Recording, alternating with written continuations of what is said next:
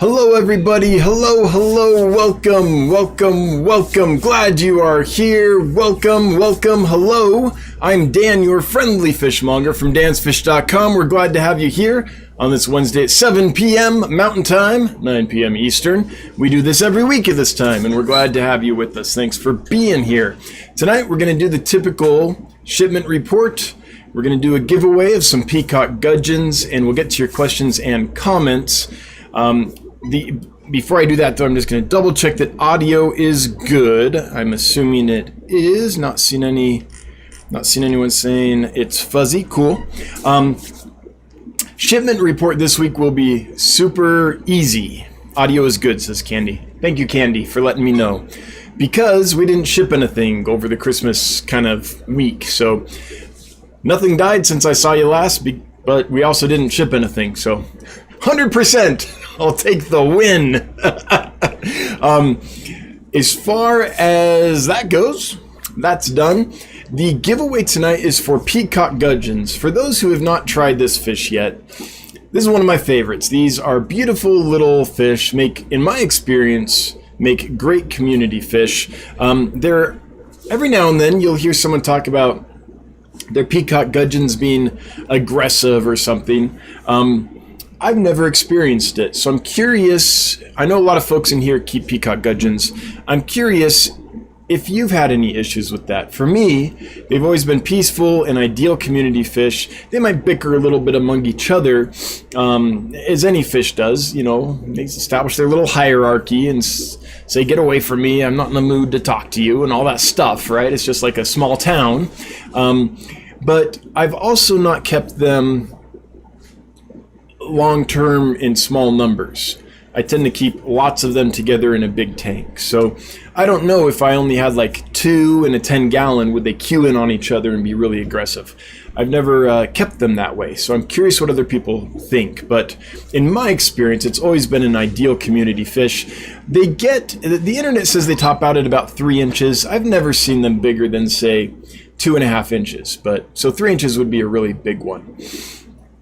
I love them because they're so pretty. They eat flakes and pellets and all that. They take a wide range of water parameters, temperatures mid-70s to the low 80s, and in my experience, they're very easy to spawn. A little tricky to raise because the babies are so small when they hatch that they need rotifers or paramecium, some really small live food. But in general, really hardy, nice fish. That's the Peacock Gudgeon. I plan on giving away 3 of them. So if you win tonight, I will send you 3 of these amazing Peacock Gudgeons. So if you'd like to enter to win some Peacock Gudgeons tonight, enter hashtag Peacock. We're keeping it simple. PEACOCK in the chat, and you will be entered. And later tonight, we'll draw and see who won. So it's as easy as that. So we'll be getting to questions and comments a lot quicker tonight, so maybe I'll get to more of them. We tend to get to the end of the stream, and there's a lot of people that don't get their question or comment answered just because there's not enough time all the time. But I'm hoping if we start a little earlier, we can get more done.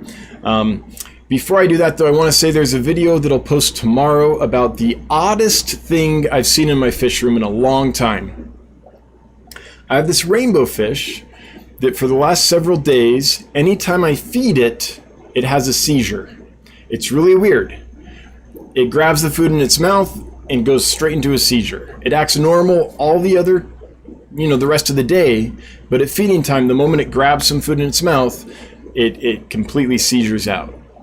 So I made a video of that today because I'm curious if anyone else has seen this, and if so, if they have a clue what's causing it. I'm trying to help this poor little fish, and I don't know how. And I'm not hopeful. My guess is that there's probably some nerve that as it's eating, that nerve is triggered, and triggering that nerve somehow puts the fish into a seizure. I've only seen this once before in my life. And it was another rainbow fish. So this is a rainbow fish that's doing it. And I've seen it once before, and it was a rainbow fish as well. So I made a video of it. I'll post it tomorrow, and I'll go feed the fish, and you'll see what happens when it goes to bite the food. It just totally seizures out. And I'm doing it in the hope that someone can cue me in onto what's going on with this fish, because I haven't been able to find any information that could lead me to an understanding of how to help the fish. I don't suspect there is a way, but I want to try before I give up on the poor little guy. So that will be coming out tomorrow, I believe. I made the video, it's all uploaded. I'll just, list it tomorrow. Karen K is saying, would the Peacock Gudgeons be okay with black neons? Absolutely. Yes, I think that would be a great match. Sure, both peaceful small fish and both hardy. As long as the Peacock Gudgeons can get to the food, and generally once they learn, so they're like a betta almost, in that they're not super fast to the food, but they do learn pretty quickly. So once they know that lifting up the lid means you're going to feed them, and they have an idea of where the food will drop, they'll kind of get there pretty quick. So I think that they would be okay with some black neon tetras. Yeah, if you have like 100 black neon tetras in a tank and like one Peacock Gudgeon, that little guy might get outcompeted by the black neon tetras, but that's not how most people keep fish. So if you just have a few tetras in there and you get a few gudgeons, I think you'll be golden. Yeah. All right, so that's all I have. The warehouse is coming along. I had a meeting today with the contractor and a couple engineers and a subcontractor. Just, it's meetings. There's a lot of details to cover and a lot of different areas of expertise that we have to bring into the project, but it's moving along.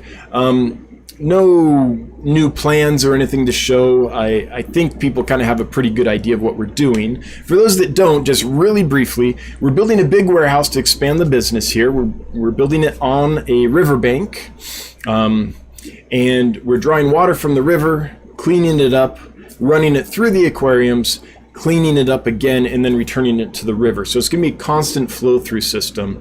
And as this project has been progressing, I've been sharing the plans and things like that, so you guys can kind of see what's going on there. So if you missed that, there's a bunch of information in past live streams and past videos about it. Another thing I did is, this was back in Thanksgiving time. I took a video and I showed you the property and the river and the test I was doing at the time to check flow amounts and sediment clogging filter times and stuff like that. So that's been sitting in my camera forever. I hope to get that edited and posted for you guys soon. It's been in the back of my mind for a long time, but I do have some video of the site that I got before there was like a whole bunch of snow on it and things. So hopefully folks will like that. Okay, I'm going to get to your questions and comments now. Look at my new mug. Isn't that cool? My wife got that for me. That was a Christmas present. Let's see, can I get it so you can actually see it? It says, "You're a friendly fishmonger," in case you can't read that. It's not really focusing very well. Okay, questions and comments. Here we go. Raphael Swit says, "Happy New Year," right back at you. Oh yeah, Happy New Year's Eve, everybody. Of course, it's the holidays, isn't it? All these meetings and stuff today. I totally forgot. I Scrooged out. Yes, Happy New Year to everybody. Hope you're all doing well. Angling and Aquatics. Hello, new viewer here. Well, welcome. Glad you could make it. I'm guessing you like maybe fly fishing and keeping aquariums from your username. And I do too. I go up on the mountain here. We have some amazing fly fishing in my area. I like to go up there and catch the trout. It's great fun. W. Marion, which of those pictures was close to how they look? The gudgeons? Oh, it depends, honestly. They're very colorful, very pretty fish. But it depends on your lighting. It depends on if they're spawning mode or not. This looks pretty hot to me. But I would say, I don't think that's dishonest right there. I think they regularly look this good in person. And the males and females look good. Both of them get a lot of color. The males, the difference is, let's see if I can show you how to sex these real quick. Here you go. Here's a male. See how he's got this kind of nuchal hump? That's a really old male. You can also sometimes tell if the dorsal fin and anal fin extend way past the tail. So this is probably a young male right now that has not developed a nuchal hump yet. Let's see if I can find a female to show you the difference.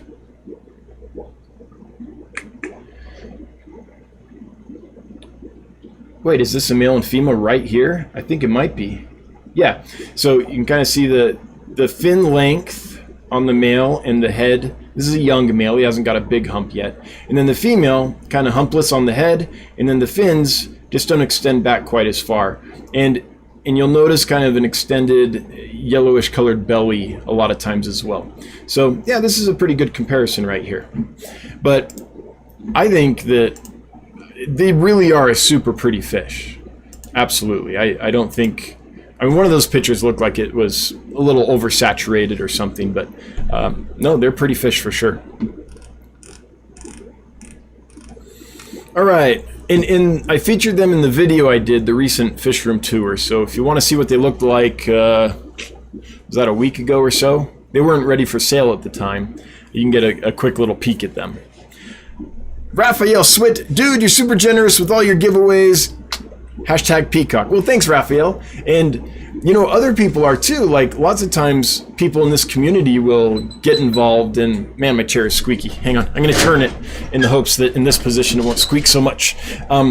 It's not just me, though. Like, other people give away gift cards or say, hey, I've got some fish, and we'll give them away and stuff. So, thank you so much. I enjoy doing it. I think it makes things lively. But it's been really cool to see the community response, not just that people are excited and are having fun winning stuff, but also other people are like, hey, I'm giving away stuff too. So I think it just makes everything more fun for everybody. Karen K. Oh, already got that one. Peacocks with black neon tetras. I assume we're talking about black neon tetras. Just says black neons, but if you're talking about black neon tetras, then yeah, that'll be fine. Let's see here. Chat jumped, so I'm scrolling. Jeffrey Watts. Mine are aggressive when breeding, but the fry are fin nippers of other fish until they grow bigger. Okay, so in Jeffrey's experience, his peacock gudgeons, when they're breeding, are aggressive. And yeah, of course, right? They'll find a little cave. I use little pieces of PVC pipe, and they'll lay their eggs in there. And during spawning, any fish that has parental care will defend the territory. So I guess I expect that. But the fry are fin nippers of other fish, says Jeffrey. I have not experienced that, and I have raised fry, but something to watch out for. Jeffrey, were these, what kind of fish did they nip? Are you saying they nipped each other's fins, or was there like a guppy in there with a nice long tail, or a veiled tail betta or half moon betta, something like that? Or are you saying in general they'll nip fins? I'd like to know a little more clarification on that. So thanks for sharing your experience with that. It is interesting how you can take a fish and put it in an aquarium and it'll act one way. And then you can take that same fish and put it in a different aquarium and it'll act a completely different way. It's just there's so much about the environment and stuff that cues behavior in different ways. So everyone does have vastly different experiences with a lot of different species. And that's one reason I'm shouting out there to ask the question, because just because mine haven't been aggressive doesn't mean it's not something to watch out for.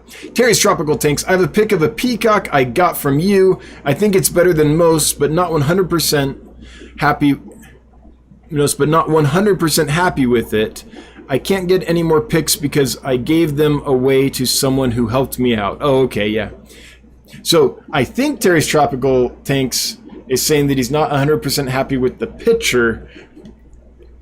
I hope you're not saying not 100% happy with the fish. If I sent you a fish that is less than 100%, let me know, and I'll take care of that. But if you have the picture, would you email it to me real quick, Terry? Dan@dansfish.com. And in a couple minutes, I'll try to remember. Sometimes I get caught up in the stream and I forget. Maybe a moderator could remind me to check my email and see if you sent it, and we can share it with everybody so they can see your picture. I think that's what we're talking about there. Orange cones. Ran Cross, an early live stream of yours. Oh boy. Yeah, there's some winners back in the day. I think it was number 22. You have grown in this role. Yeah, thanks. Well, I hope so. We're now at like, what are we? Number 152 now. So we've got a little more experience. The first live stream I ever did, if sometime you're super bored, go back and check out my very first live stream ever.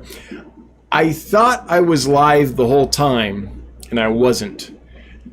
I didn't find out till later that I was doing the video, and I thought it was streaming, but it wasn't. So the whole time I was like, man, no one joined in, there was no comments or anything, and I just had to monologue it the entire time. That was a little rough. I remember I got through that, and I was like, I don't know how many of these I'm going to do. Like, I can't carry a live stream all by myself all the time forever. I'll run out of stuff to say without interaction with people. But yeah, that first one. Rick Byrne at Dansfish, is it gulping air? No, Rick. The rainbow fish that seizures when it feeds is not feeding from the surface. The food is falling down. It grabs the food, and in that moment, it triggers something. So no, it's not up at the surface getting air, and so it'll seizure out, and it'll do it for a couple minutes. I show you the entire thing in the video. It takes a couple minutes for the seizure to end and the fish to normalize. So what happens is it grabs the food. Well, I mean, you can watch the video, but it has a seizure, and then in a couple minutes it's back up swimming normal again. So every time I feed it, it's really weird. Bob Purcell, if you put multiple strains of rice fish together, will they breed to a wild color like Neo shrimp, or will they keep multiple color strains going like guppies? Bob, I don't know the answer to that. I've never tried it, and I don't know anyone who has. Fishboy, are you in here? Fishboy might know. He's done lots of colors of rice fish. I wonder if some have mixed from time to time. I would suspect it's a little bit of both, so this is just me guessing. I would suspect that within all those color morphs that rice fish have, some of those color morphs are dominant to others and things. So if you mix them together, gradually the dominant color morphs would probably take over. I don't know if they'd revert back to wild or to dominance. My suspicion is dominance. But it's just a guess, Bob. Never tried it. Kaler's Aquatics, does the rainbow complete the swallow post-seizure? That's a good question. Oh yeah, so is it triggered in the mouth, in which case it probably wouldn't finish swallowing, or deeper down, in which case it probably would? You know, I've never seen the food come back out. So either it's already swallowed it, or it does swallow it post-seizure, Bob. Good question. Bunny Viper, woohoo, I almost missed you, was elsewhere, and then I remembered, #Peacock. Well, glad you could make it. I'm real quick going to check to see, I can't share this because you'll see other people's information possibly, but I'm opening my inbox real quick just to see if Terry did share the Peacock Gudgeon. Okay, oh, that is a good picture. Hang on, let me download this so I can share it to you without risking showing you the email, because it's got all kinds of people's names in it and stuff, and I want to keep their information confidential. Okay, just a minute. Almost there. This is a pretty darn good pic, Terry. So this is a picture of a Peacock Gudgeon that Terry's Tropical Tanks got from me a while ago. There you go. Now, this to me looks like a male. You can see the head kind of rounding out, and you can see how long the dorsal and anal fins are extending into the tail. And you can also see the breeding tube, which in this case is just, longer and thinner instead of blunter like a female's might be. So that is an awesome picture, Terry. Thank you so much for sharing that. Look at that. That's good. It's a good shot. Thanks, man. All right. Scrolling down for the next one, who is Alicia AS. Alicia, good to see you again. Has the river ever flooded the area? Yes. I lived along the Delaware and it overflowed last week, combination of melted snow and heavy rains. So yes, I have seen it flood, and we're taking that into account with the elevation that we're putting the foundation at and everything. But yes, the river can flood for sure. In fact, one year it was like lapping at the bottom of the bridge. There's a major road that goes through town, and the river kind of zigs and zags under that road, and so there's a few bridges, and every now and then it's not quite lapping, but it gets pretty darn high when there's some kind of major dump. Like, say we got a big snow, and then a couple days later we got a heavy rain. The rain comes, and then it melts all the snow, and so you just get all at once, all that water goes in. Combine that with a warm day, oh yeah. But we are keeping that in mind for where we're placing the foundation of the building for sure. Orange cones. Would a trio of Peacock Gudgeon work in my headstander hatchetfish Farwella catfish tank? I want to say yes, as long as the headstanders allow it to eat, and I think they would. I think you'd be okay. The reason I say that is sometimes headstanders, if there's some food that drops to the bottom, you've probably seen it, they'll gather round, and anything that comes near them, they'll kind of chase it away. But I think a gudgeon is strong enough. Sorry, my voice. I think a gudgeon is kind of determined enough and kind of steady enough that it could probably be fine with them. My guess, orange cones, is that they would be just fine. Never tried it though. Okay, I am scrolling up because chat jumped again. Hang on, I'm getting there. Here we go. New Mexico Aquatics. Hey, little Bobby. I hope you're doing well. Happy New Year's Eve to you. I have one Fundulopanchax gardneri alone in a 20-gallon high. Okay. He has Calamanus. I said that wrong. Camellanus worms. After he dies, how long should I keep the tank empty before I put another species of fish in it? Well, hopefully he could be treated. If you haven't tried levamisole, it works really well. 1/4 teaspoon per 100 gallons kills Camellanus worms pretty darn quickly. Wait 3 days, repeat, then wait 3 days, repeat. But I think we might have talked about this before. So if he's doing so poorly that he's not going to make it, I'm assuming the tank is in the mid to upper 70s. Because the temperature will affect how quickly the metabolism of the worms is, and so how quickly their life cycle goes. I would have to look it up, but I think if it was my tank, I would go 2 weeks. I think that if those worms have not found a host by then you're probably safe. But if you look up the life cycle of the Camellanus worm, you might get a better idea. But the reason I say that is usually treatment prescriptions for that species of worm are 7 days to 10 days. So that's because of their life cycle, right? And so I think they'll have cycled out within 2 weeks if there's not a host for them to infect. It's my guess. Tara Green, Happy New Year. Right back at you. What is the brown gunk that accumulates on the bottom of your quarantine tanks? It's like mostly algae. You mentioned it briefly in one of your videos. I get it too and can't figure out what it is. So right now, I haven't used the quarantine tanks in a little while, some of them. And so if I don't use them for a couple weeks or so, you can get some algae growing and things like that. And so just before you get a new fish in a quarantine tank, scrub that out, do a water change, hydrogen peroxide, do a water change, and you should be good to go. But sometimes you can get molmen there too, not so much if you're not feeding though, and I don't feed a lot in quarantine tanks. So for me, it's usually like algae that are growing. Raphael Swit, I've just read about something called shimmying, oh yeah, among fish, yep.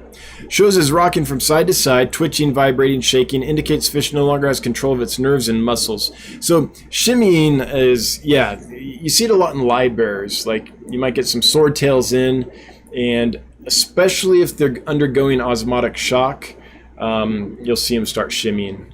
And I don't think that's the only reason they do it. I'm sure there's lots and lots of reasons, but when you get live bearers, that can happen quite a bit. And if it does, adding salt can really help because it helps relieve the osmotic stress on the animal. Rockford Fish Keeping lost 1 Bolivian rams today. Oh no. Strange, because no problems or anything in that tank. That happens sometimes, not just with Bolivian rams, but I just had a fish. What was it?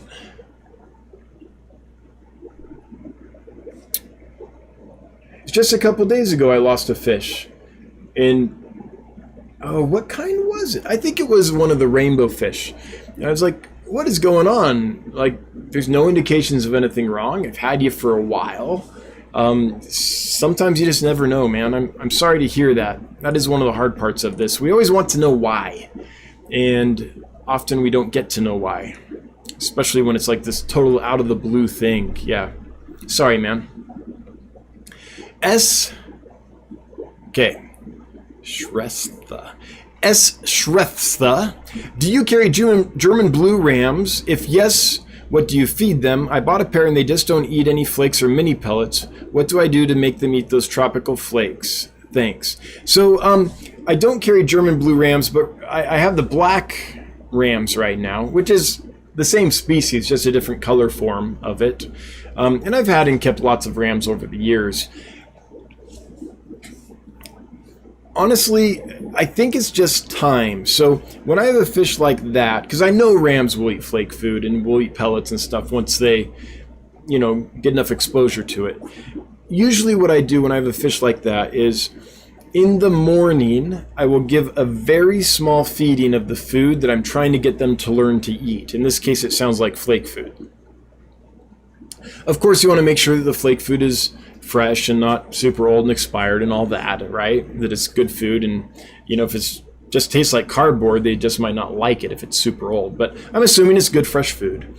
So I'd feed them a little bit of it. They'll kind of bite it, spit it out, bite it, spit it out. They won't eat it, right?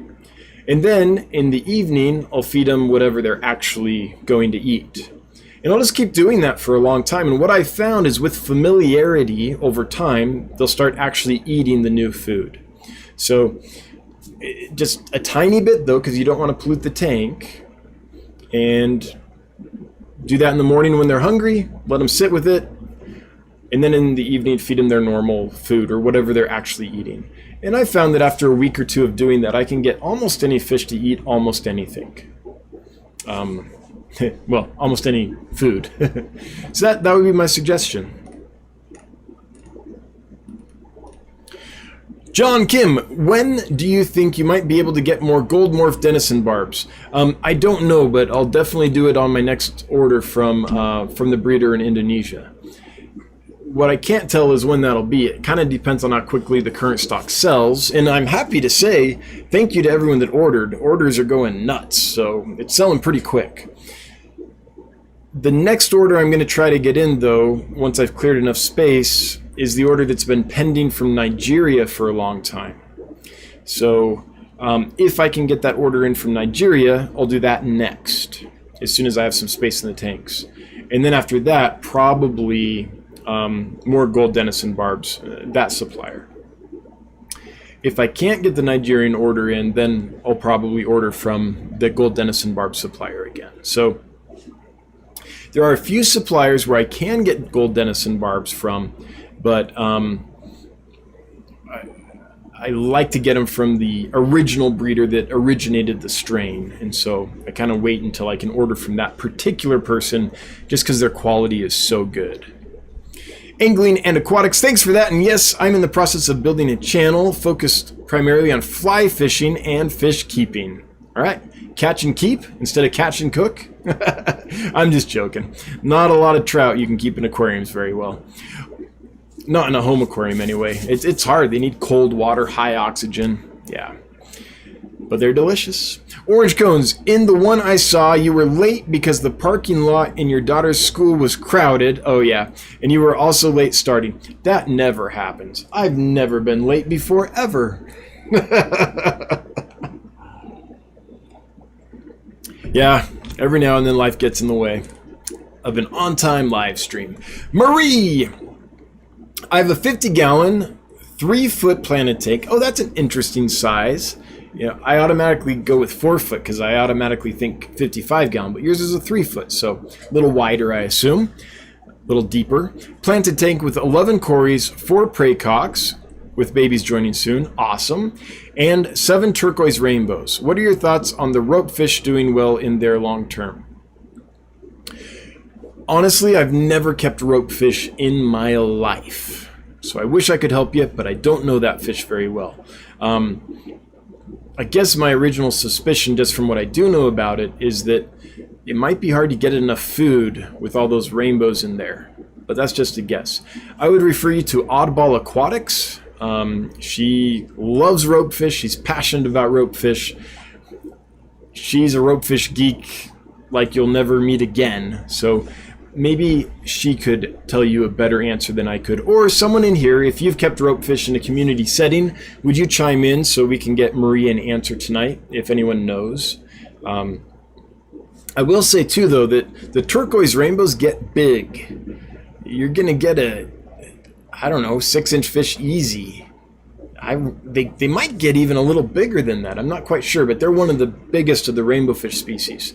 So 7 of those in the tank, that's a lot in there already once they get full grown. So just be aware of that as you're planning on long-term stocking that tank. Terry's Tropical Tanks letting me know he sent me the picture. Glad you like the Sultan pick. Yeah, so I should thank you. I actually meant to do this. So Terry's Tropical Tanks was nice enough to send me this picture. I had the Sultan Plecos listed and I didn't have a picture, but Terry had a good picture and sent it to me and let me use it. So courtesy of Terry, I have this. So thanks again, Terry. I really appreciate you allowing me to use that picture. In fact, if anyone watching has pictures of fish that I have listed and I don't have pictures of, and you think it's a good pick, I'm always looking for pictures. So if you have some that you're willing to let me use on my store, that would be fantastic. Send them along. I would appreciate it. Alexandria Rodriguez got some bumblebee gobies the other day. Awesome. I noticed their striping is different from the ones I already had. More spotted in the front instead of striped. How many different species are there? There's a lot, and I don't know the number, but there's lots of different species in that genus of the bumblebee goby. Yeah, for sure. It is a very, very widespread fish, and it's widespread over lots of kind of island areas along with mainland areas and stuff, and so you get all these little niches where it's really kind of radiated out into lots of different species. So I don't know the number, but it's a lot.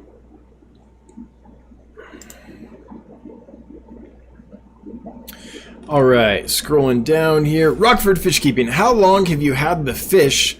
A week of not eating will start showing if it is still... So if it's still fat and not sick, it's eating something.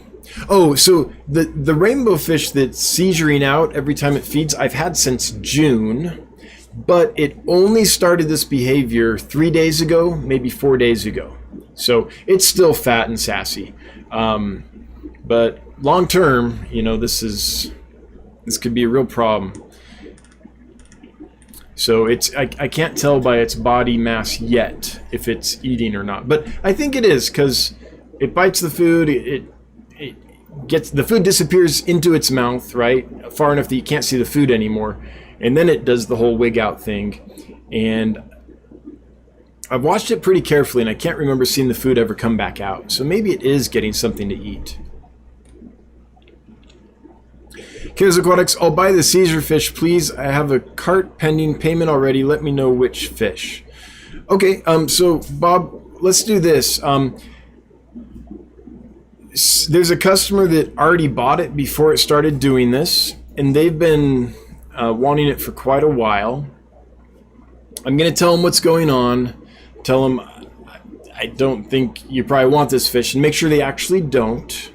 And then once I know that they don't want it, then I'll go ahead and send it to you. And I'm not going to charge for this. Whoever I send it to, if I send it to, well, I wasn't kind of planning on sending it because, yeah, because I didn't think anyone would want it. But whoever I send it to, whether it's you or the customer that already has bought it, I'm going to refund the payment. I'm not going to charge someone for a fish like that. I'm just glad someone's willing to give it a shot, because I like I said, I had one that did this quite a long time ago. Only once in my life have I seen this behavior before, and I never could figure it out. So if someone else can figure it out, it's probably a better shot for the fish than what I'll be able to figure out based on my past experience. So Bob will let you know. But thank you. I think that's very kind of you, and there won't be a charge. I'm not going to charge someone for a fish like that. I'm just glad someone's going to provide it a chance. Jeffrey Watts.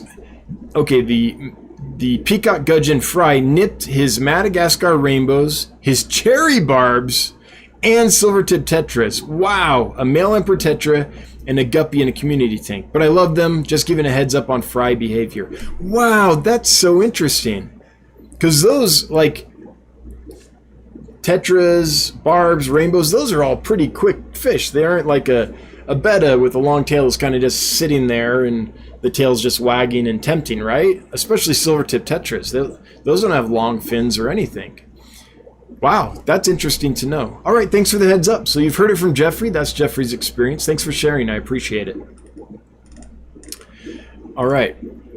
Oh, I thought we reached the bottom of the chat, but we hadn't. It just jumped. I was all excited. I was like, no way! It's like inbox 0 when you get to the bottom of the chat, right? It's like, what? That never happens.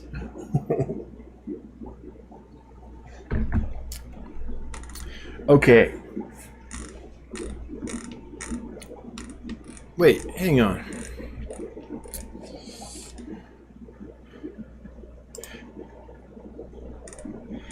Hang on. I'm looking. Secret history living in your aquarium. Behave. Don't make life hard for Candy. Jeez, buddy.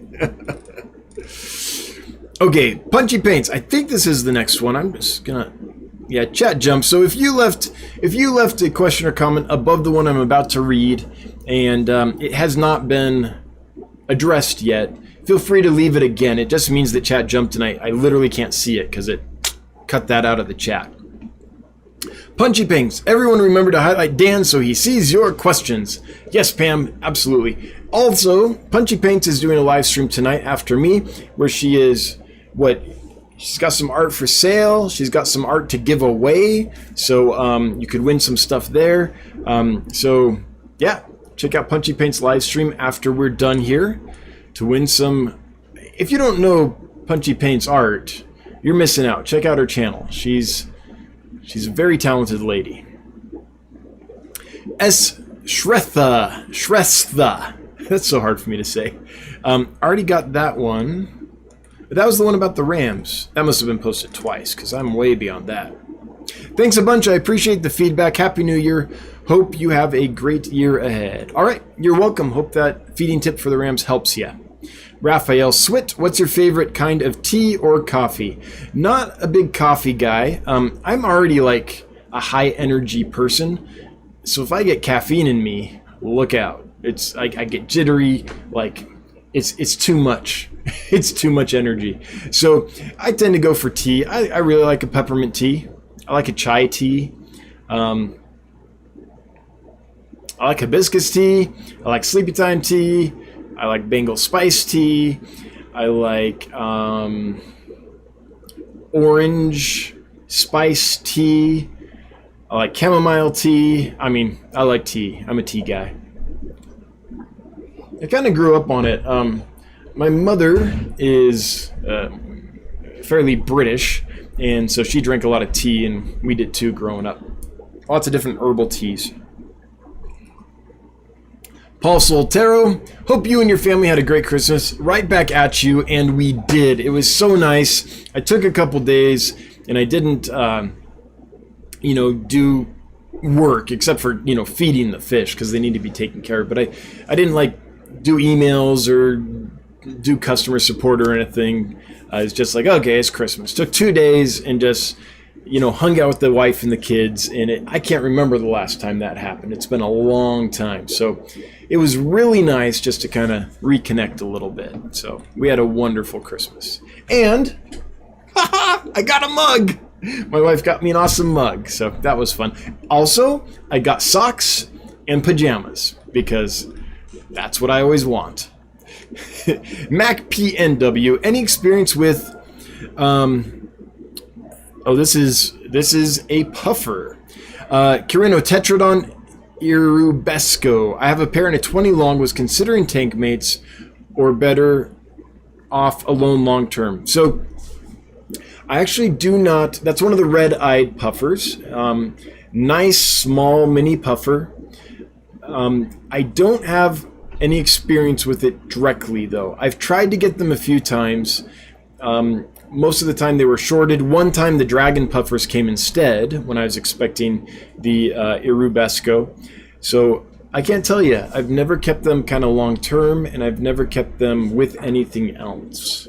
Just kind of more like pet store experience with those. So I can't help you. Is anyone here kept that little red-eye puffer, or is it red-eye puffer or red belly puffer? I think it's the red-eye. And if so, could you let us know how they did? Did they play well with other fish? I guess is the question.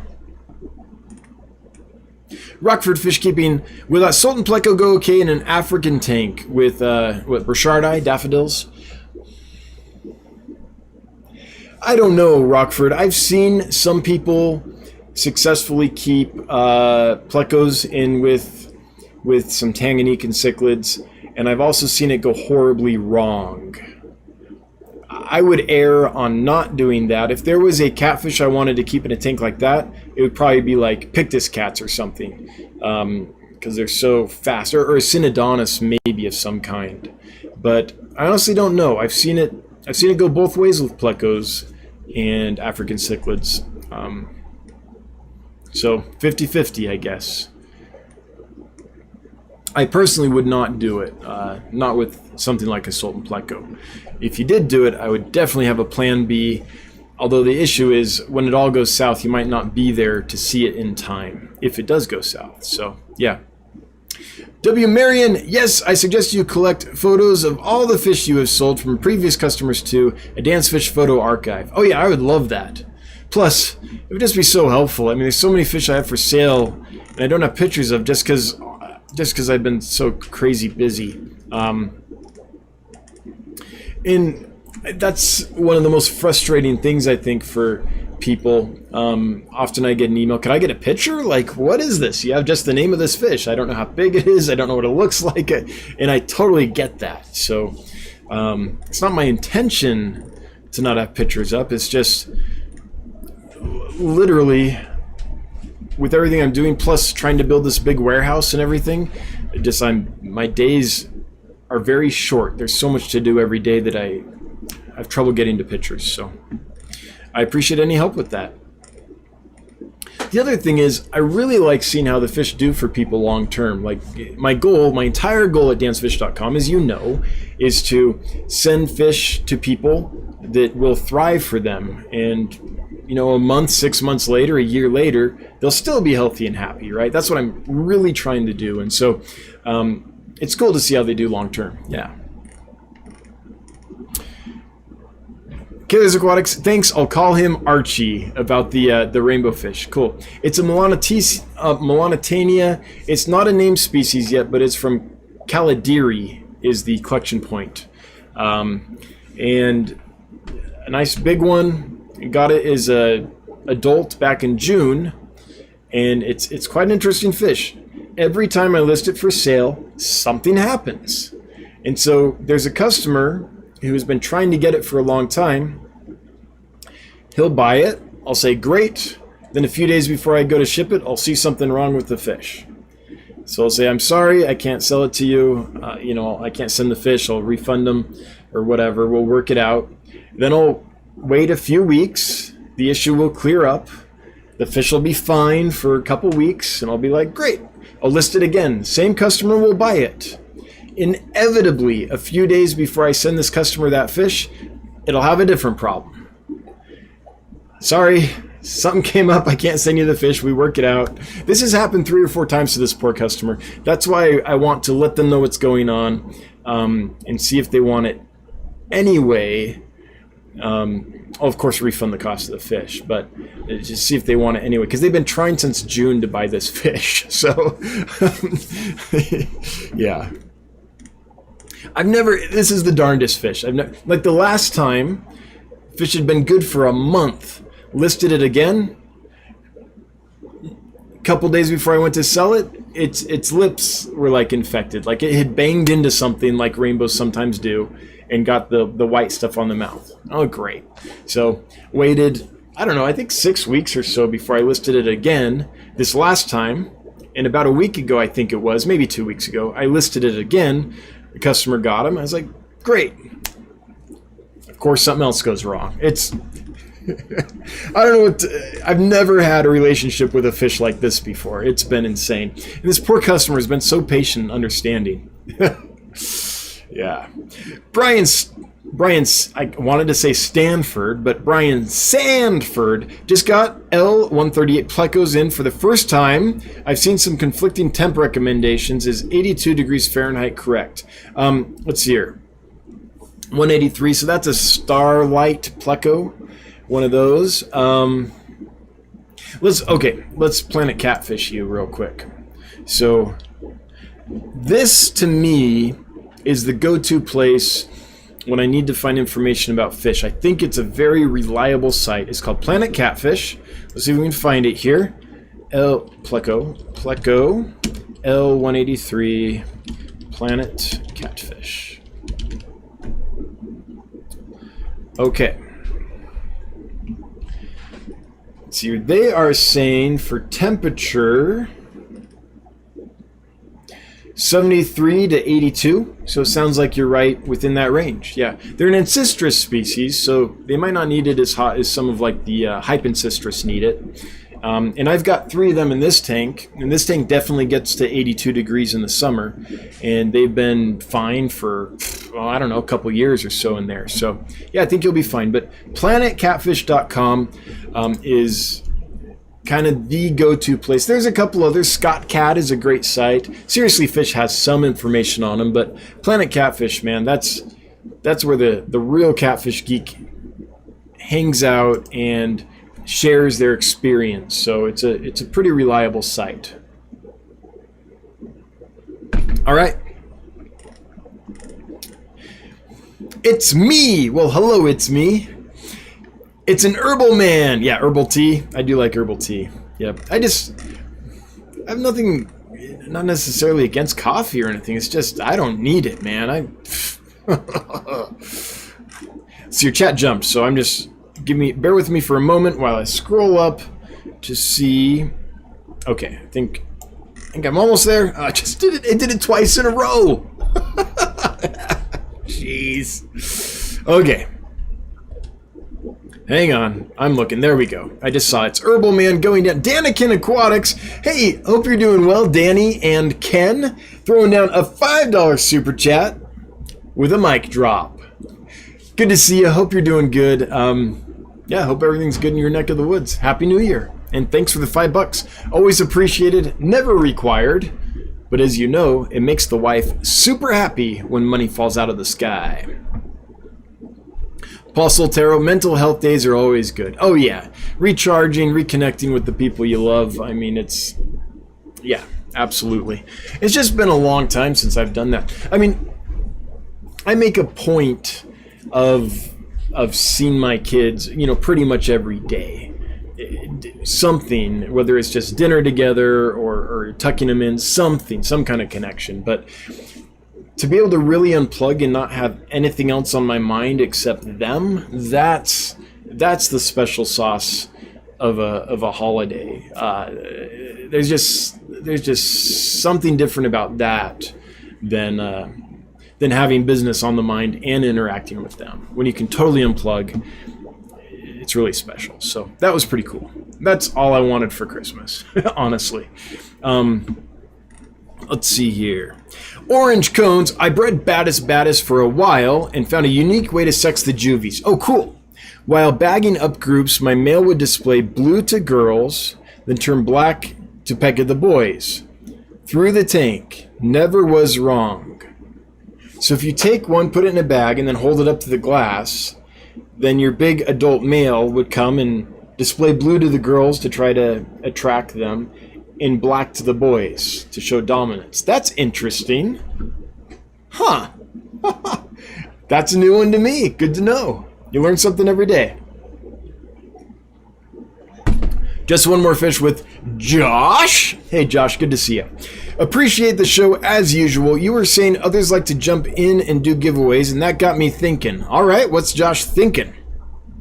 How about a second drawing tonight for a 12 ounce of Repashy? Oh, nice. Yes. Winner's choice from anything I have in stock. Still think I have 4 or 5 kinds available. That sounds awesome. Let's see what Josh has in stock for Repashy. Oh, hang on. I was searching for a fish instead of a store. You'd think I would know how to use my own website, but no. All right, so Josh, just one more fish. All right, let's see. So we've got Spawn and Grow, Morning Wood, and Community Plus, and Bottom Scratcher. Awesome. So if you would like to win some of that action, here's what we're going to do. In a couple minutes, we'll do the giveaway for the Peacock Gudgeons, and then a little later tonight, we'll do a giveaway for this. Thanks, Josh, for jumping in on that. I appreciate that. This community is awesome. I just think it's awesome when people do stuff like that. In 12 ounces, that's awesome. That's 3/4 pounds. Sounds good. Cool, we'll do that. Leon Drolette, I bought 9 green neons on a whim today. Cool, researched when I got them home, and they need a pH under 6.5. My water is 7.4. Are these neons dimmed? No, they do not need a pH of 6.5 at all. Nope. In fact, I think this is true. I think you can always ignore pH. Now, there might be some weird case where someone lives like in the alkali salt flats of Utah on the Bonneville Flats, and there's so much alkali in the water that the pH is so out of whack that it's a problem. But in general, if you're using, any municipal source or anything, I think it's safe to say that you're not going to ever have to worry about pH. I think it's definitely safe to say that I've never seen a case where it was better for a fish where someone was trying to alter the pH rather than just have steady parameters. Now, if you know how to alter pH, if you have an RODI unit and you can make pretty much pure water and you have all the chemicals and minerals and you know how to remix it to whatever you want, and you put that in the tank, and then anytime you do a water change, you do the mix and use that for your water, and you can keep it steady, then as long as you can keep the parameters steady, sure, go for it. But that's a ton of work. That's almost no hobbyist that's probably watching this live stream. That's more laboratory grade stuff. There's a few hobbyists that are diehard. I know a guy that does licorice gouramis. Breeds them, and he has this automated system to make sure that the pH stays super low.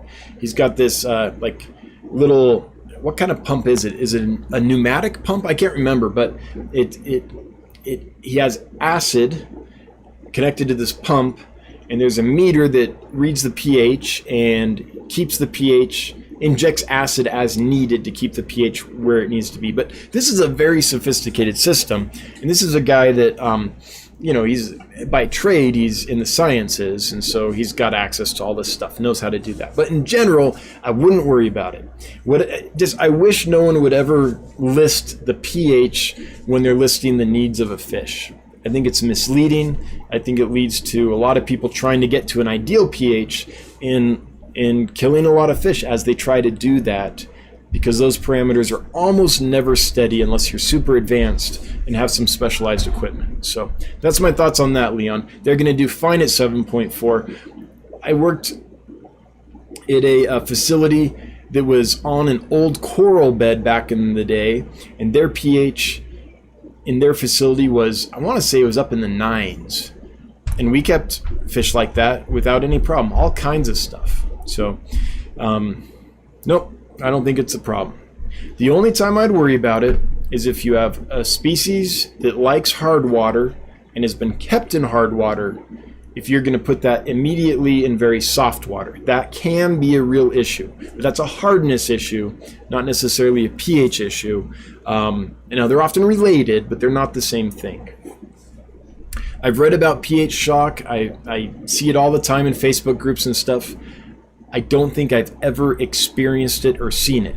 I don't know what pH shock really is in real life because I don't think I've ever seen fish experience that. So that's my thoughts, Leon. Gosh, I wish pH was not part of the normal thing that you go online to research a fish and it's like, it needs this, and pH of this. I mean, that screws so many people up. Just ignore it, Leon. Keep the water clean, keep it steady.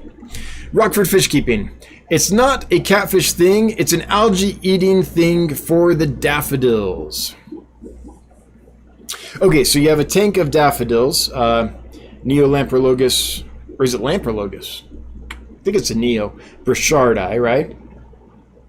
And you're wanting to put a catfish in there to eat the algae, is what I'm hearing. Yeah,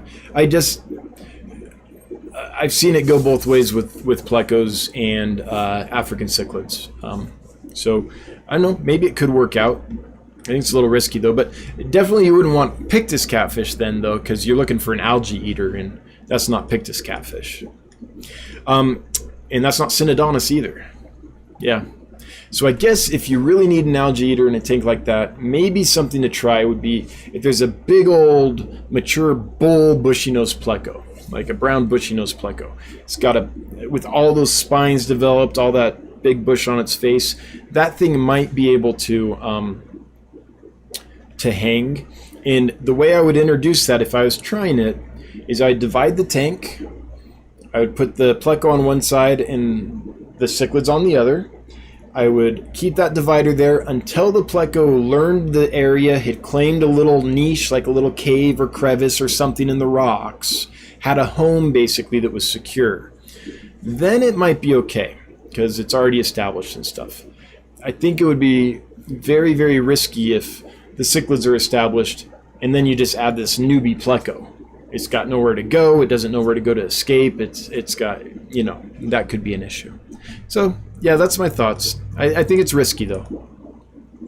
It's me. How many Siamese algae eaters, SAEs, in a 3-month-old planted tank with Neos, Amanos, Ottos, CPDs, and snails? That is getting covered in hair algae. I've reduced light and nutrients and added floating and stem plants. Well, I don't know how big the tank is. The issue with South American with Siamese algae eaters is they get like 4 inches, maybe even a little bigger. This right here is a full-grown Siamese algae eater. That thing is probably 4 inches right now, and that's a full-grown roseline barb. So if you want to compare size, I think there's 3 of them in there. So they get pretty big. So if you have all of this in a 20-gallon tank, that's going to be a little hard to keep a group of nice full-grown Siamese algae eaters in it. Honestly, my experience with algae is pretty much this, is that with time and some manual removal, it will generally go away. Sounds like you've reduced light and you've added some floating plants and stem plants. What I would suggest, and I'm not an expert on planted tanks at all, but I've dealt with algae a lot. And if you have floating plants and stem plants, those are going to suck up nutrients really quick, and the floating plants are going to block some light, right? So if it was me, honestly, what I would try is I would just manually remove the hair algae that I could and just give it time. I think with time that tank will balance. The plants will probably outcompete the algae, and the Amano shrimp that you have in there are probably going to do as good a job eating that as you could expect. So if anything, I'd probably add more mono shrimp. I don't know if I would add SAEs just because I don't know how big the tank is. If it's a big tank, throw them in there. Yeah, they're great algae eaters. All right, someone's throwing down some moolah here. Who's that? Oh, that's Bob Kaler. Kaler's Aquatics throwing down $9.99. Thank you so much, Kaler's Aquatics. And that reminds me, I don't know why Kaler's Aquatics live super chats always make me think of tasks. But whenever I see a super chat from Kaler's Aquatics, I'm like, oh, that must mean I need to do something. I need to do the first giveaway, right? So this is a giveaway. There are 183 eligible users here, right on. This is for 3 Peacock Gudgeons. And the winner is John Kim. John Kim, you have won 3 Peacock Gudgeons. This is my own stock. They're in that tank right there. And let us know you're here. You've got a minute to respond and say, I'm here, I won, or yippee, or something. And then I will send them to you. Now, I'm backed up on shipping. There's been a ton of orders, and with not being able to ship over Christmas, I'm a little backed up. So it's probably going to be January 13th when I can send those out to you.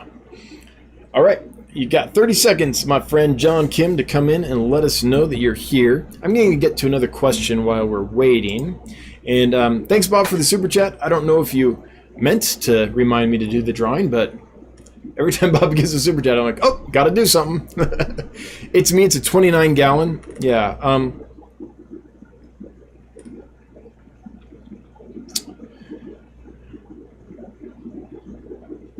I think you could do one full-grown SAE probably in a 29 gallon. But it's going to get, the thing with that species is it's going to get so big. I mean, you got it in there with little autos and neos and CPDs. I guess if you want like this big show SAE in there surrounded by these pretty little fish, it could work. To me, it seems like it'd be a bit of an odd mix. Nick's Fish, what can I feed an orange Mexican dwarf crayfish? Nick's Fish, I've never kept that species long term, so I can't tell you other than to say, from what I understand, they'll eat pretty much anything. I do know someone that keeps them, and they feed them plant trimmings, they feed them sinking pellets, they feed them lots of stuff. I don't think they're picky at all, but I will let someone else. And that's a lot of that's like 4 questions tonight that I've been like, ooh, I don't know. That's unusual. But if someone in here has kept Mexican dwarf crayfish, would you let Nick's Fish know what you fed them so we can help out Nick? With that, John Kim is here. John says, thanks, Dan. Hey, you're welcome. Thanks for being here. Thanks for playing. Please send me an email, dan@dansfish.com. First name, last name, and mailing address. And I plan to send them out on January 13th. Let me know if that doesn't work. We could push it into the next week if you need it to arrive on a different day. But that's the plan for now. With that, let's do the next one. So the next one is for Rapashi from Josh's Fish. I can't type. So if you'd like to win some Rapashi from Josh's Fish, hashtag GoJoshGo. Just type that in the chat. Hashtag GOJOSHGO. And you will be entered to win some of this Rapashi here. A 12-ounce jar of Spawn and Grow Morning Wood Community Plus or Bottom Scratcher. I love their names. Classy stuff. All right. Oh, I didn't see the sticker before, Bob. It's Pippi Longstocking. Awesome. My favorite sticker of all time, Pippi Longstocking. Thank you, Kaler's Aquatics. Thanks for the super chat. Okay. Steel Angus. I just love that username. It's a big iron cow. Looks like something you would see on the side of the road driving down the highways here in Wyoming. You'll be driving down and there'll be like this bluff and there'll be this big iron like cowboy silhouette up there, or a big jackalope, stuff like that. I could see a big old steel cow. Why not? Steel Angus. All right. Alician AS is the next comment that I can see because chat has jumped a lot on me. And it says, I have bred an F1 Soda Lake cichlid. Well, I will try to say the name because that's fun. Alcalopia Dalalani, something like that, in pH of 7. Woo! Lake Natron, where the parents came from, has a pH of 10 plus. Yes. Wow. That's interesting to hear. Yes. I know Soda Lake cichlids are some of the extreme environment type fish, and you bred them in 7. Cool. Usually it's the opposite. Usually it's pH of like, you have to have this in a pH of 4.5, and it's like, no, you don't. I do think it's trickier when it's like hard water, really alkaline environment to a soft water environment, but that is awesome to hear that that worked out for you. And again, we're just talking pH here, not hardness. Hardness is where it gets tricky. Jimmy Blankenship, I love your freshwater archerfish. Awesome, I love them too.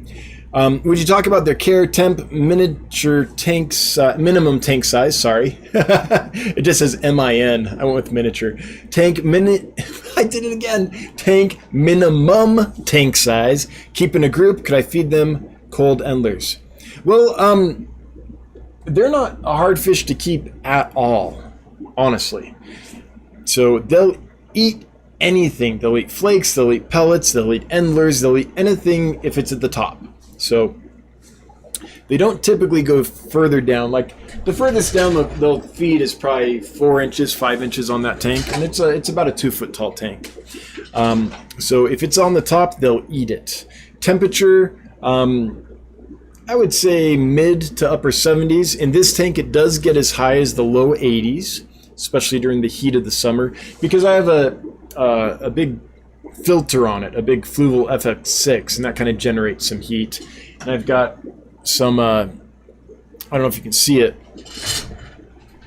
but this is just a little power head right here, powering that sponge filter. So instead of bubbling through there, I put a power head in that sponge filter, and that generates a little bit of heat, and the lights are on it. So in the summer, it does get a little hotter. So I know for a fact they can go mid-70s up to 82 without any problems.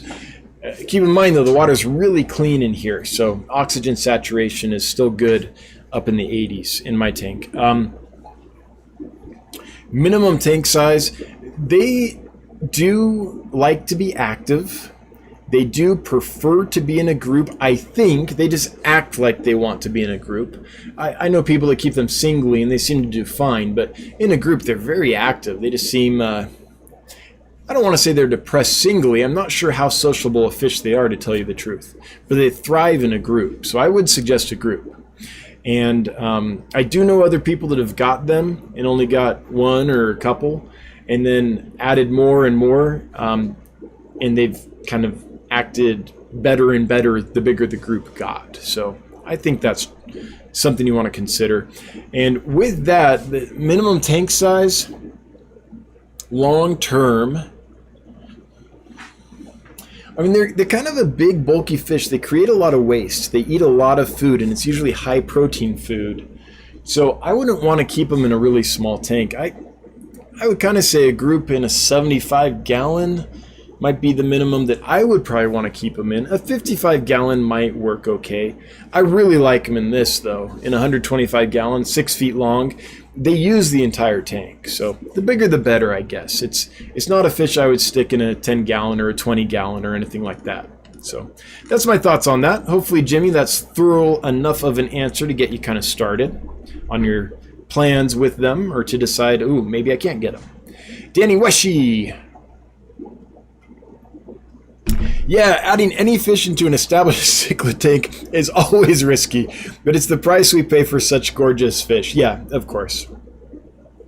Paul Soltero, the autos should be able to handle the algae in that tank. Well, kind of. So the autos will definitely handle like surface algae, like diatom algae and stuff like that, but we're talking about hair algae, that long stringy stuff.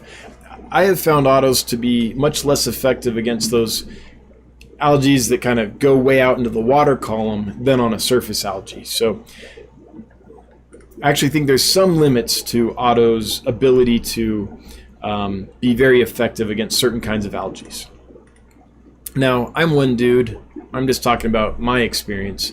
Paul might be like, what are you talking about? I had a tank of hair algae. I put 4 autos in there and was gone in a week. I mean, that's totally possible, but I'm just talking about my experience, of course. It can be different for others, and it often is, and that's fine. Duck's dad, extra hair algae is a good excuse to start a scud tank. Yes, heard that from Dr. Scud. Oh yeah, Scud's hair algae is their favorite food. It's amazing to watch. It's funny. You don't think of Scuds as having personality, but I swear you put a big clump of hair algae in their tank, it's almost like they're little puppies. They get so excited. They start zipping around. They smell it, right? They just start zipping around super fast, and they find it, and they just like dig in. It's obviously the food they crave. It must just be a natural food for them. It's me. Thanks for the SAE info. I was thinking getting some babies for my LFS and returning them after the algae was taken care of. Totally up to you if you want to do that. It's not a value judgment what I'm about to say. It's me, so don't take it that way. But I do always, it always makes me go, when someone's like, oh, let's take that, use it for a bit, and then return it. It's not a value thing, really. What is it? I don't know. I guess to me, I worry about a couple things, like renting fish just temporarily and then back. I just see that as a vector for pathogen transfer, I guess. I don't know. I'm not going to get into that a lot. You do you. You do you. It's just something that every time I see someone being like, oh, I'll just have it for a bit and then return it, I'm always like, oh, I don't know. Orange Cones, is that stump? Is this Stump Dan night? Yeah, I guess it is. I just did it again to poor little It's Me. A little bit. I didn't dig into too much.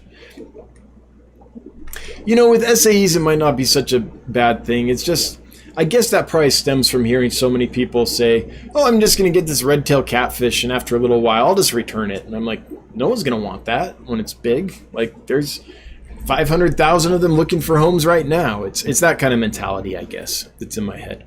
I guess I would just say, It's Me. If you're going to do that, just make sure your LFS is okay taking them back when you're done. Just set it up beforehand so it's all smooth. Yeah. Okay, I'm going to move on. Jeffrey Watts, those Sicyopus lagocephalus I got from you are the best algae eaters. Cool. Jeffrey, do they eat hair algae and things as well? Or do they kind of just stick with the benthic algae? So I guess this is a good point. The Stiphodon gobies, the Sicyopus gobies, the Sicyopterus gobies, all those kinds of benthic feeders, they are very good algae eaters. I just haven't had a lot of them long enough to know which kinds of algae they'll eat and which ones they won't.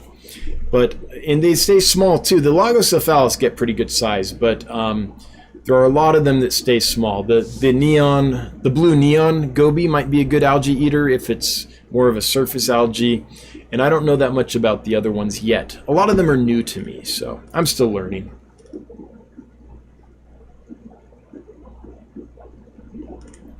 Okay, hang on, scrolling here. There it goes. Sorry guys, I'm catching up with chat because it jumped big time. I hope I'm not... let me scroll all the way as far as I can. Okay.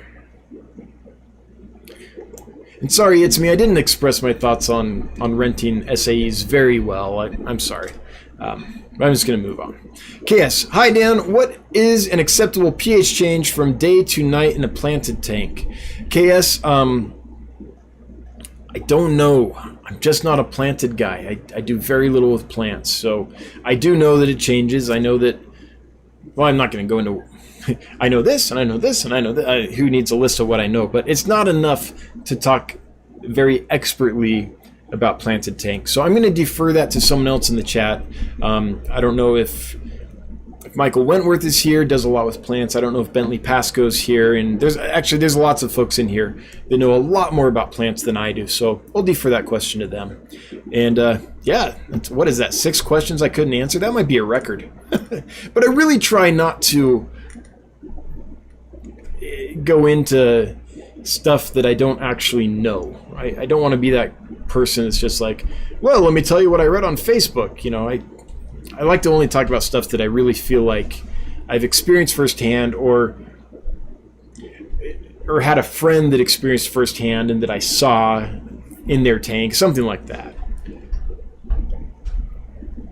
All right, Bunny Viper saying congrats to John and Happy New Year. Hashtag go Josh go. Go Josh go. Indeed. All right. I got 15 more minutes. Gnarly Fish Tanks, another username that I just like a lot. GT Aquatics. Would you put full-grown Denison barbs with full-grown 10-inch and 12-inch dojo loach? I think I would. You know, both of them do fine in cooler water. Denison barbs don't need it hot. They kind of like it a little cooler. I think that would work just fine if they were full-grown. Yeah, I don't think the dojo loaches would snack on them if they were full-grown, and I think that they would both kind of stay in different parts of the tank, more or less. Dojo loaches hanging out on any surface, kind of all over the surfaces, and the Denisons kind of cruising through the middle of the tank. Yeah, Gnarly, I would do that.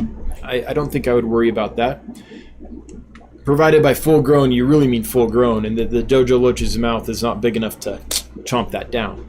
Paul Soltero, before I started adding aragonite to my filters, snails would melt in my tanks. Yeah, so that is a hardness issue. If your water's soft, then snail shells won't develop properly. That's absolutely true. I have that issue as well because I have soft water at the moment. Gnarly Fish Tank says in a 75-gallon. Oh, okay. So would you put them in there in a 75-gallon? I guess, I mean, I think with behavior you would be fine. I don't think they'd stress each other out. I guess that comes down to waste management. Dojo loaches that size create a lot of waste. So how often do you change water? What's your filtration like and things like that? Yeah, it totally depends on on the maintenance side at that point. But I think the species will get along, and I think a 75-gallon you could put them in there. So like as far as like how crowded is that tank, I think it'd be okay. I will say that Denison barbs do swim a lot, and they're strong swimmers. And when they're full grown, even a 4-foot tank, I think they're fine in it, but it's kind of the limit of what I would consider on the small side. So just to put that out there. Dragon Lair, Archer's Shoal in the Wild. Yeah, absolutely. In fact, I love watching like those National Geographic videos of the mangrove swamps, and you see these shoals of archers come through and stuff. Yeah, absolutely. I mean, in my experience, I think they're happier in bigger groups. That's what I've seen. Jimmy Blankenship, I got a 75-gallon. Cool. So I'm thrilled. Thank you. Hey, you're welcome. 75 gallons, a pretty good sized tank. You can do a lot in that.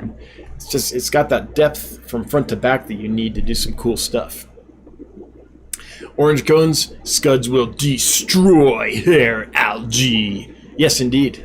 It's fun to watch.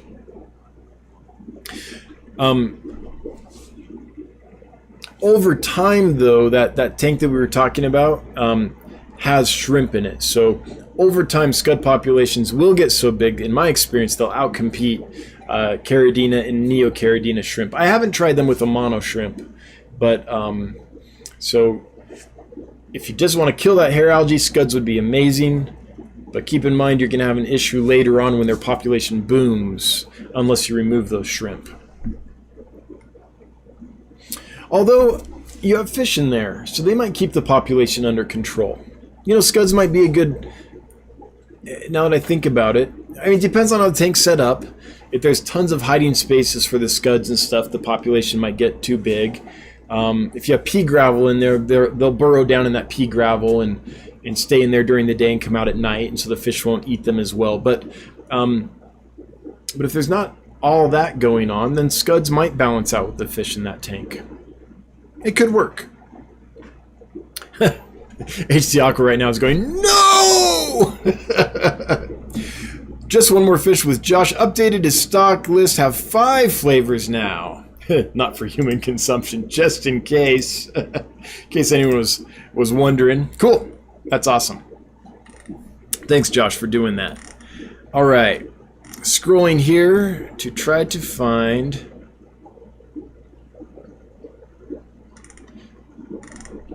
Wow, it really jumped. Whew. Okay, here we go. It's me. Totally appreciate your info and opinion. And his talk to the LFS. Okay, cool. All right. All right.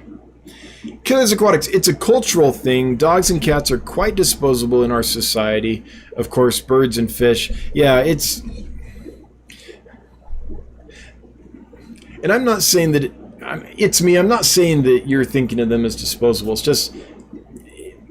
I guess my hackles go up a little bit. I see red flags when I start seeing people talk in ways that gesture towards that, I guess is what maybe it is. I don't know. It's probably not what you're doing, but I just see it too much out there that it's just an automatic reaction I have, I guess. Bunny Viper, this is a fantastic live stream. I love them all and love the Gucci. I'm wearing Gucci? I thought I was wearing Google!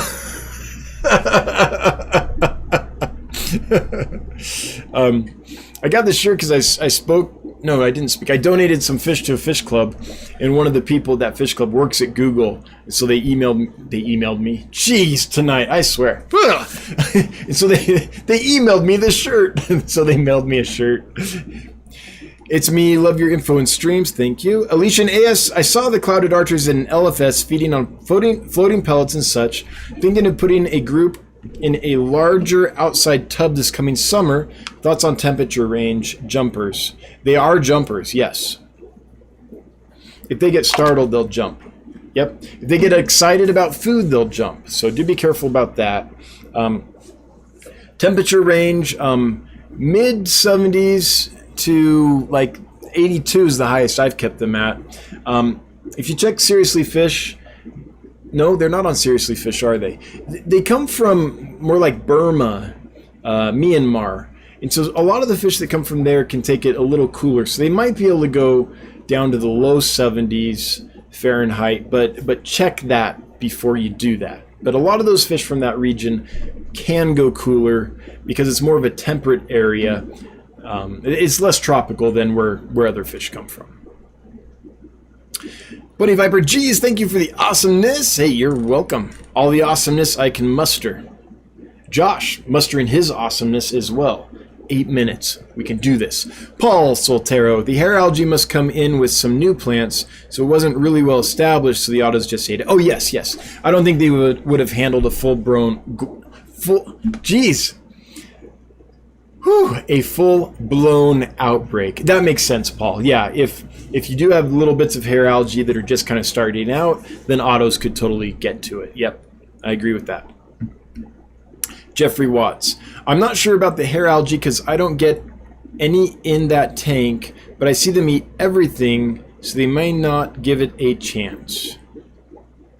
Which species were we talking about there with the algae? We were talking about the Sicyopus lagocephalus. Okay. So far, they've eaten every type of algae that Jeffrey has exposed them to, is what it sounds like. Good to know.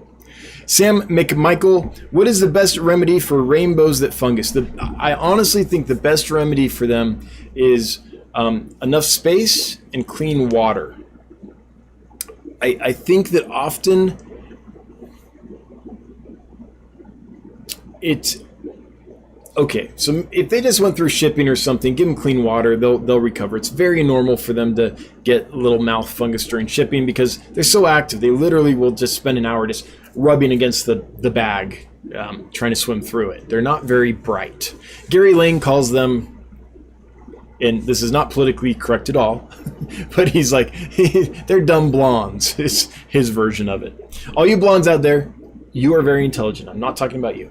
But so they'll come in with stuff. But if they're well established and they're still getting it all the time, to me that's a water quality issue and perhaps an environment size issue. They're very active, so if they're in too small of a tank, it's much more likely they're going to keep bumping their face. In a 4-foot tank, most of them do pretty well. Full grown, there are some pretty darn big species, though, that you might want to go up to a 6-foot tank on. So that's my thoughts. Just time and clean water. And if they're in a small tank, put them in a bigger tank. That generally works.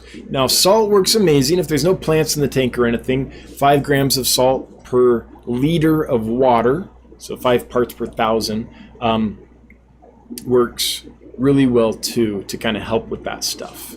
And the reason is, anytime you have an open wound on a fish, adding salt helps, because then anytime there's an open wound, like, all the osmotic pressure focuses there and tries to rush into the fish, right? So a little salt can help with that. But generally, in my experience with rainbow fish, clean water, time, and a large enough environment usually cleans it up. Now, it takes a while, but as long as it's not getting worse, you know, then you're probably on the right track. I don't think I've ever had one that with time didn't recover if it was kept in the right environment. I think that's true, a large percentage at least. All right, Gnarly Fish Tanks, GT Aquatics, thank you for the advice, much appreciated. You're welcome. Hope it helps. Please keep in mind, folks, I'm just a hobbyist. Get other opinions before you do something that's drastic. But I'll tell you what I think based on my experience, but I'm just one guy. Abu Aziz, I never understood why people mess with pH. Oh, geez, Abu. And chat just jumped on me. Hang on. Let me try to get to it. There. Oh. I just saw Abu say, sorry about my rant. Let's read the rant. Hang on. Hey, rants are good. I go off on them all the time. Hang on. I'm just trying to find it, Abu.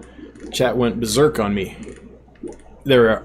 I never understood why people mess with pH and keep measuring and tinkering with it. I personally think it's a recipe for disaster. I keep wild Altums in 7.9 or 8 tap water, never measured it. Yeah, that's Abu is succinctly saying what I was trying to express, I think. A species that is supposedly only going to thrive in really acidic soft water, and Abu is keeping them successfully in highly alkaline water. Again, when I worked at that facility that had a pH of like 9, and like water so hard, it would literally frost the inside of the glass within a couple weeks. Like, we had to constantly replace equipment. Sponge filters would solidify. Like, this was as hard as water gets. In my experience anyway, in an aquarium. And we kept lots of soft water species there. We just kept it clean and we kept it steady. Okay, sorry about my rant now. My re-rant. I'm re-ranting. Abu Aziz, another last rant. Been keeping planted tanks for a while. Never measure pH changes overnight or over time. Sorry, I'm cranky today. I like Abu when he's cranky, because then he's like blatantly honest. Abu, you're fun when you're cranky. Yeah, no problems. I think you're just speaking the truth of your experience. That's fine. So much more valuable than the hearsay and repeat lore that we often get, right? When we're not talking directly from experience. So I welcome it. Danny Weshi, thinking of the fish as more of a vacuum to rent versus a living animal that gets stressed and deserves a good life. We get it. Yeah, that might be succinctly what I'm thinking. Not that I'm accusing that person of actually doing that, but just that's where, again, where my mind goes. Michael Meliere, suggestions for a showy pleco for my planted 75-gallon South American tank. Something smaller than a common pleco, but bigger and more showy than a standard bushy nose. Okay, I love the Sultan plecos, and they top out, if I remember right, let's go back to Planet Catfish. Like 4 inches. So they don't get too big. In fact, that might be smaller than what you want. Sultan pleco, top out at 3.9 inches. Call it 4 inches. Let's try the false zebra.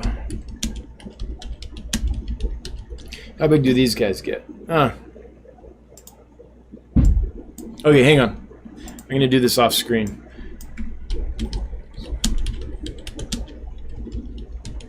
I think these guys might get a little bigger.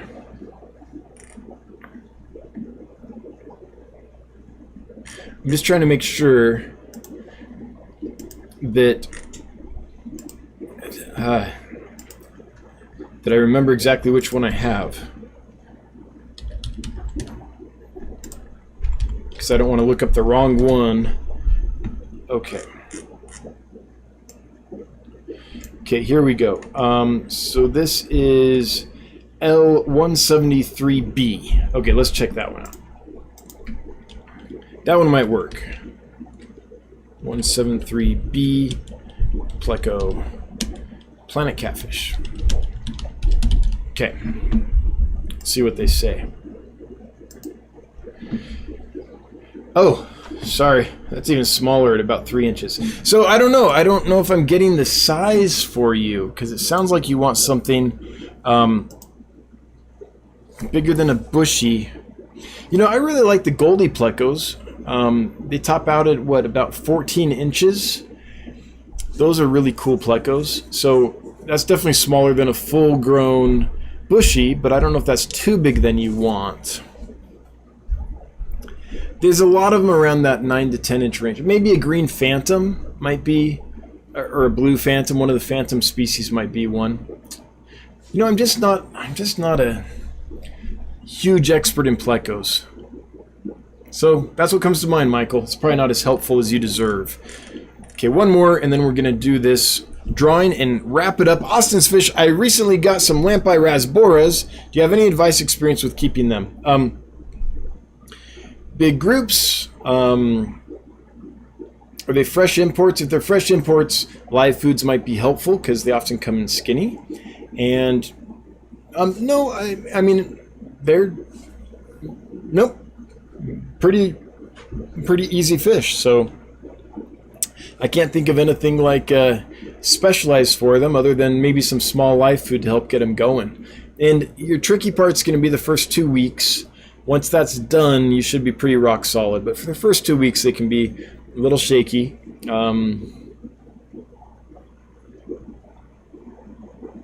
Yeah, that's my thoughts on them. Okay, with that,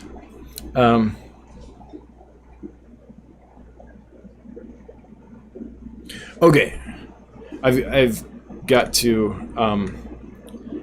disagree with Terry real quick. Terry's Tropical Tanks, you explained the osmotic pressure backwards. The more salt in the water makes the moisture in the fish want out, not in. Oh, well, you're talking about super salty water, like hypersaline water. So fish's saline level is about that of ocean water, because life came from the ocean, right? And that hasn't changed. You and me, same thing. Our saltiness, our blood and all that, it's about the same salinity as the ocean. So you take a freshwater fish that has a salty body and you put it in fresh water, the pressure from outside wants to go in. That's why we get dropsy. The fresh water is flowing into the fish. It can't control its osmotic regulation any longer, and so it bloats up and we get the pine coning, right? That's one reason for that.